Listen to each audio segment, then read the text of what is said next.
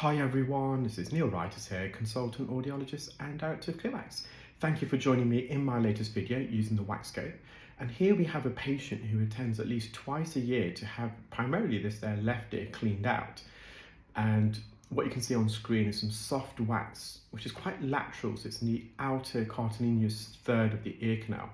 However, and it's not quite visible yet, lining their posterior canal wall, so in the case of their left ear, it's the right hand side of the ear canal, and extending all the way to their eardrum, and in fact actually lining the eardrum, is what I've labelled a feather of dead skin, and you'll see why at the end of the video when you see a still image of it. So before we can extract that feather of dead skin, I'm just performing microsuction to try and remove some of this more lateral wax. Now, some of this wax is actually connected to the skin, and you can begin to see that skin just to the right hand side where the suction tip is actually attached to. So I'm going to see how much of this soft wax I can bring out first using suction, because obviously with this consistency of wax you're not able to use forceps, but that skin I am going to have to revert to the forceps. And as I'm suctioning some of this wax away, part of that skin is actually detaching itself from the posterior canal wall. Now, all those hairs you can see, it indicates that this wax is now just adjacent to the first bend of the ear canal, so we're very near the entrance. And now I'm reaching out for the forceps, and I'm just grabbing that skin, and as I extract, you'll see, I'm going to just go back to get a better suction grip. You can see that feather of skin came out in one single piece, and that furthest piece of skin that was near the eardrum, you may have noticed it was a lighter complexion. So all the skin that lines the ear canal, the outer skin anyway, the epidermis layer, it all originates from the center of the eardrum, a region called the umbo, so that's the progenitor site. And as that skin is secreted, it slowly migrates towards the entrance, where finally it sheds and expels itself. So that skin closest to the eardrum was a lighter shade because it's a fresher layer of skin that's just recently formed, whereas the skin near the entrance, that's been there slowly migrating away from the eardrum for several months now. So in that process, it's oxidized, it's turned darker.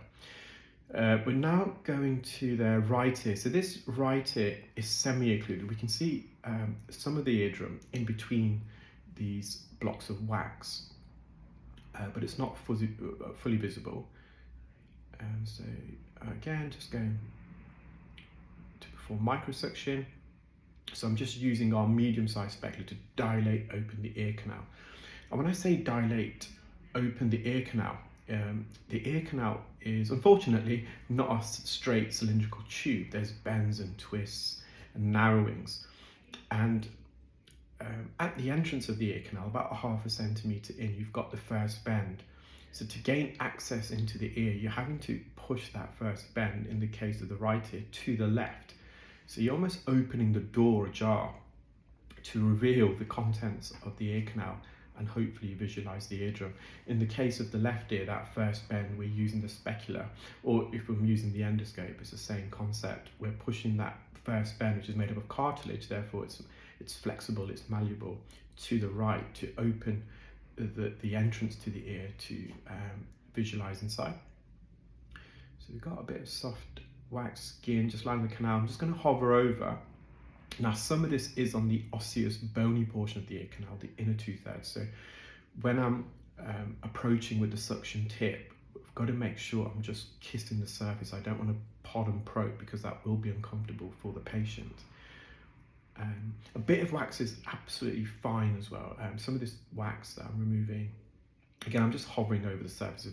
If larger chunks come away, then so be it. But otherwise, a bit of wax is actually beneficial to the ear. So earwax is mildly acidic, so it helps to inhibit harmful bacterial growth.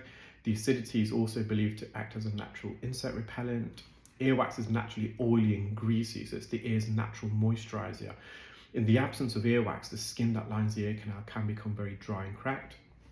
And earwax acts like a spider's web, so any foreign particles, dust, dirt, pollen, for example, that enters the ear will stick to the wax, and the wax naturally migrates.